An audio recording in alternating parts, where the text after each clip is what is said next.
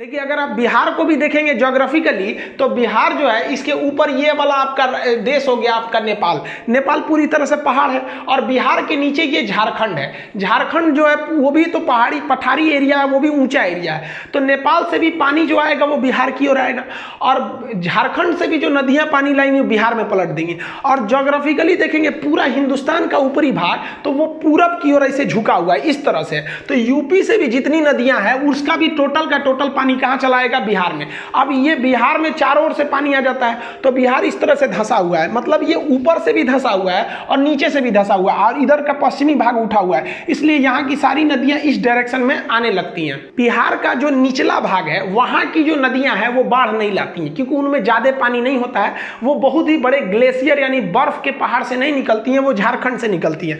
इसमें आप देखेंगे तो करमनासा नदी इस साइड में है और सोन नदी, पुनपुन नदी, फल्गु नदी, किउल और यहाँ अजय नदियां ये नीचे से जाके इसमें पानी मिला देती हैं। लेकिन ये बाढ़ लाती नहीं है, गंगा में बाढ़ लाने में मदद कर देती हैं क्योंकि ये बीचों बीच से जो नदी गुजर रही है वो गंगा नदी है। गंगा नदी बिहार को उत्तर और दक्षिण बिहार में बांट देती है। इस गंगा नदी में खुद ही पानी लबालब होता है और ये नदियां जाके उसमें पानी और मिला देती है, जिस वजह से गंगा का जलस्तर बढ़ने लगता है। और उसके बाद जो सबसे घातक काम करती है वो नेपाल से आने वाली नदियां करती है।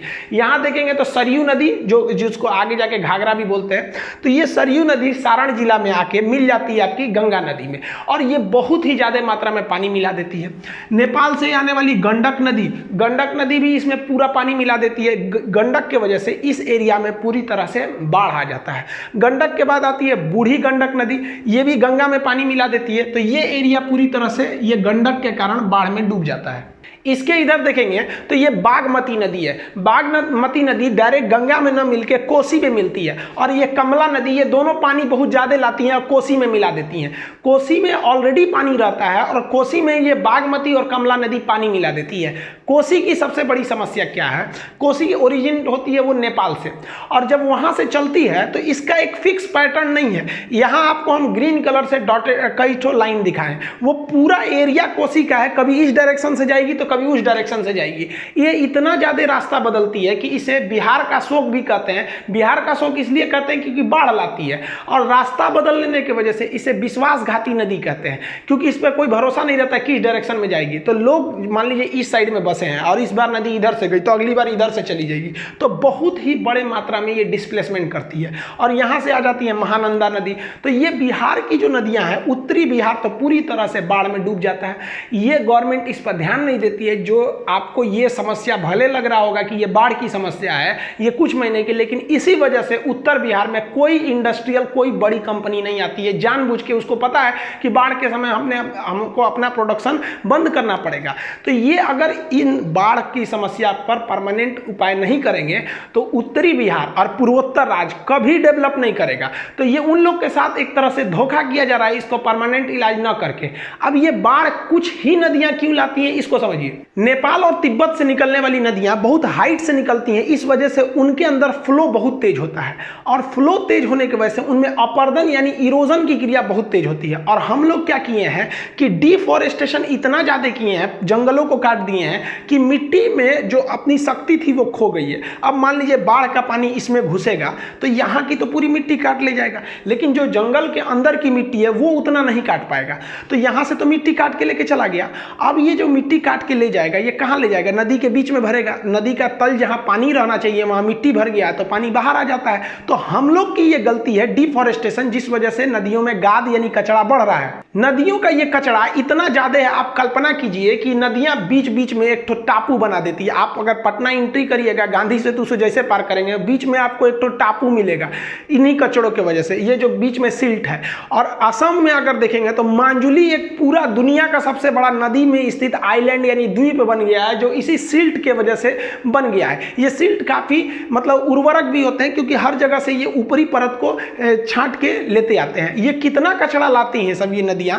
अब सोचिए ब्रह्मपुत्र जो नदी है उस एरिया में वो कितना कचरा लाती है, 2.2 मिलियन टन इतना कचरा पर डे एक दिन में ले आती है, इतना कचरा। अब आप इसको अंदाजा लगाइए कि इस जो मिट्टी को ले आ रही है, इतनी मिट्टी को अगर उठाना है तो हर दिन आपको 1 लाख से ज़्यादा ट्रक की जरूरत पड़ेगी इतनी मिट्टी को ले जाने के लिए। मिट्टी का जमाव जो है वो इन नदियों की सबसे बड़ी समस्या है कि जिस वजह से इनका तलहटी भर जाता है और वो पूरी तरह से बाढ़ में तब्दील हो जाती है। अगर ये मिट्टी नहीं रहता तो 2.2 मिलियन लीटर पानी वहां रहता, जो पानी शहर में घुस गया, गाँव में घुस गया, वो कहाँ आ जाता है? इन मिट्टियों के जगह पर। अब चर्चा करते हैं कि बाढ़ को रोका कैसे जाएगा। भाई समस्या है तो उसका समाधान तो कंफर्म होगा।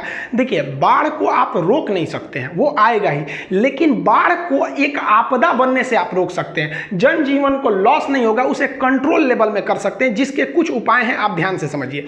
देखिए, जो शहरी एरिया होता है, बड़े से शहर होते हैं, उनके पास इतना पानी वेस्टेज होता है, बड़े बड़े अपार्टमेंट वगैरह में जो नहाने धोने में पानी जाता है, रेस्टोरेंट वगैरह, इन पानी को हम नदी नाले के माध्यम से नदी में जोड़ देते हैं, जिस वजह से नदी का जो जलस्तर है वो ऑलरेडी बढ़ जाता है। तो बाढ़ के पानी को रोकने के लिए उनके पास जगह कहाँ छोड़े, हम लोग शहर वाले ने उसमें कचरा भर दिए वहाँ पे।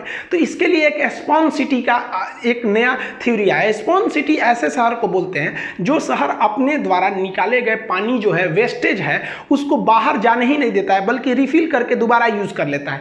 इससे क्या होता है कि नदी नालों को एक खास जगह पर शहर के चारों ओर 30-40 बड़े बड़े जलाशय बना दिए जाते हैं, रिजर्वायर, उसी में ये पानी स्टोर रहता है। और उस पानी को रिसाइकिल करके जो सड़कों की धुलाई है, बाथरूम है, या फिर जो रेलवे स्टेशन पे जो भी है बाथरूम वगैरह का जो पानी की सप्लाई, उसमें दे दिए जाते हैं। जो गार्डनिंग यानी जो बागीचे में फूल वगैरह दिए जाते हैं, उसमें दे दिए जाएंगे। आप देखे होंगे सड़कों के बीच बीच में फूल वगैरह लगा दिए जाते हैं, उसमें पानी कहाँ से देंगे आप? अच्छा पानी थोड़ी दीजिएगा। तो जो वेस्टेज पानी है उसी को यूज कर लीजिए। इससे फायदा क्या होगा कि हमारे देश के जितने भी जिला हैं, उन जिला या जो बड़े शहर हैं, उनका पानी नदी में नहीं जाएगा, जिससे कि नदी का लेवल नीचे रहेगा और वो बाढ़ के पानी को रोक सके। तो स्पॉन्ज सिटी को हमको बनाना चाहिए। हम लोग स्पॉन्ज सिटी पे ध्यान नहीं दे रहे हैं, हम अपना पानी को निकालने का खुद एक रास्ता देख रहे हैं। दूसरा क्या है कि जो आजकल जो सड़कें बना रही है, कंक्रीट की सड़कें नॉर्मल, उसके जगह पर स्पॉन्ज सिटी में क्या किया जा रहा है? पोरस अल्फेट सड़कों को बनाया जा रहा है।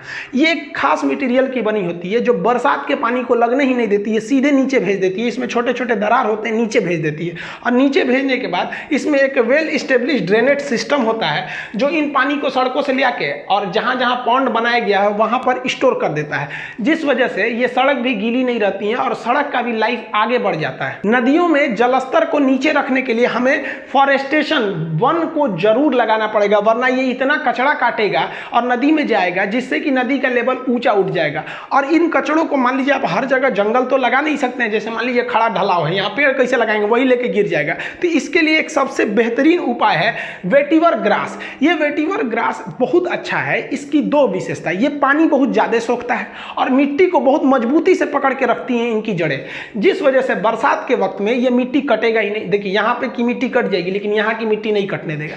और इन घास को जानवर भी आराम से खा सकते हैं, इनमें रिप्रोडक्शन बहुत तेजी से होता है और ये बहुत जल्दी से दोबारा ये बन जाते हैं। तो आप यहाँ जानवरों का भी चारा का प्रयोग कर लेंगे और अपनी मिट्टी को भी कटने से रोक सकते हैं, ताकि नदियों का लेवल जो है वो ऊपर ना आए। इस बार जो हम लोग ने खास समस्या जो देखा वो काजीरंगा नेशनल पार्क और मानस नेशनल पार्क जो असम का था, उसमें क्या देखे कि जब बाढ़ आता था इन नेशनल पार्क में, तो बाढ़ आना भी जरूरी था। असम का एक तरह का ये कल्चर है कि हल्का बाढ़ असम के लिए ठीक है, लेकिन ओवरफ्लो बहुत खराब है असम के लिए, क्योंकि बाढ़ आने से मिट्टियां नहीं हो जाती हैं। लेकिन एक्सेस आ गया तो जो काजीरंगा नेशनल पार्क था, वहां के जो जानवर थे वो हाइट पे चले जाते थे। इनको भी पता था कि भाई बाढ़ आएगा, हाइट पे चले जाएंगे, लेकिन इस बार जो बाढ़ का पानी था इतना ऊपर चला गया। अब आप बताइए, ये इसके ऊपर जाएंगे तो ये तो छोटका छोटका डूबिए जाएगा सब यहाँ पे। तो डूबने से बहुत सारे जानवरों की मौत हो गई। तो हमें क्या करना चाहिए, एक इमरजेंसी प्लान के तहत जो हमारे राष्ट्रीय उद्यान है, वहाँ जानवरों की संख्या के हिसाब से हमें खुद से एक बहुत ऊंचा जगह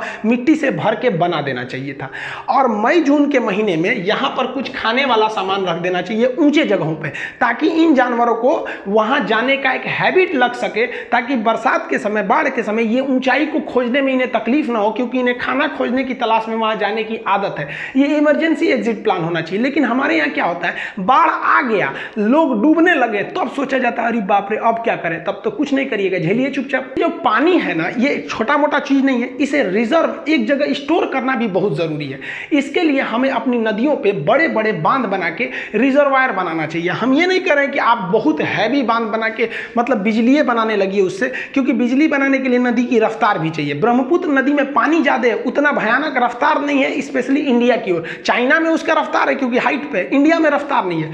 तो भारत सरकार को यहाँ पर एक बहुत बड़ा रिजर्वायर बना देना चाहिए। अब देखिए इतना पानी ये रोक के रखा है, अगर इस पानी को ये बांध हटा दीजिएगा तो अचानक जाएगा, ये एरिया कंफर्म है बाढ़ में डूब जाएगा। लेकिन यहाँ पे क्या किया गया है, एक रास्ता खोला गया है, धीरे धीरे पानी जाएगा। देखिए जितना बाढ़ में पानी आता है उससे डबल पानी आप छोड़ दीजिए, लेकिन एक कंट्रोल वे में छोड़िए, वो निकलते जाएगा। लेकिन बाढ़ में क्या होता है कि पानी जो होता है अचानक आ जाता है और धीरे धीरे पास होता है, जिस वजह से बाढ़ आ जाती है। तो अगर हम यहाँ से बांध बनाए रहेंगे ये वाली, तो पानी को स्टोर करके रखेंगे। इतना बांध होना चाहिए कि भैया 2 महीने पानी को रोक सके। तो जुलाई अगस्त ये बेसिकली बाढ़ का यही सीजन होता है, तो यहाँ से धीरे धीरे आप निकाल सकते हैं। इस पर भी वर्क करना चाहिए। हमारे यहाँ ब्रह्मपुत्र नदी पर इस तरह के बांध का बहुत अभाव है। किसी भी शहर को बाढ़ से डूबने से बचाने में सबसे बड़ा महत्वपूर्ण काम करता है एम्बैंकमेंट यानी तटबंध।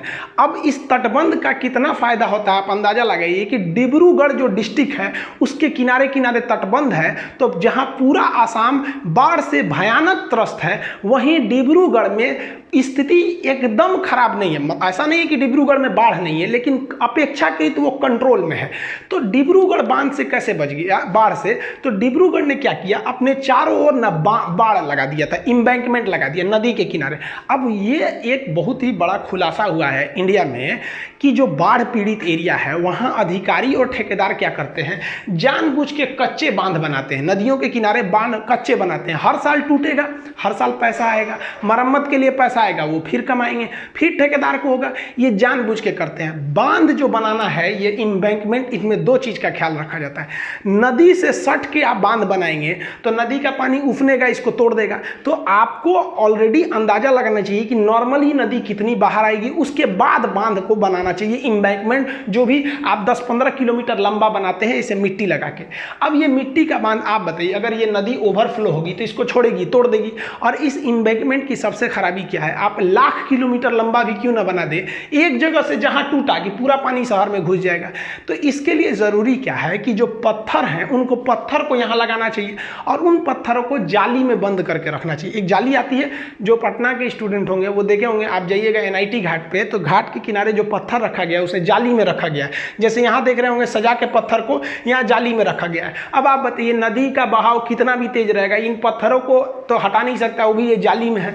तो हम लोग क्या करते हैं, कच्ची ये वाले बना देते हैं और सरकार की ओर से पैसा आता है, इस सब का लूट के वो राजा हो जाते हैं। सरकार भी उतना ध्यान नहीं देती है, तो पब्लिक की भी गलती है ना, पब्लिक भी आवाज उतना नहीं उठा पाती। सोचो बाढ़ पीड़ित एरिया में चुनाव के समय नेता को घुसने नहीं देना चाहिए था वहां पर, कि बाढ़ कैसे आ जाता है।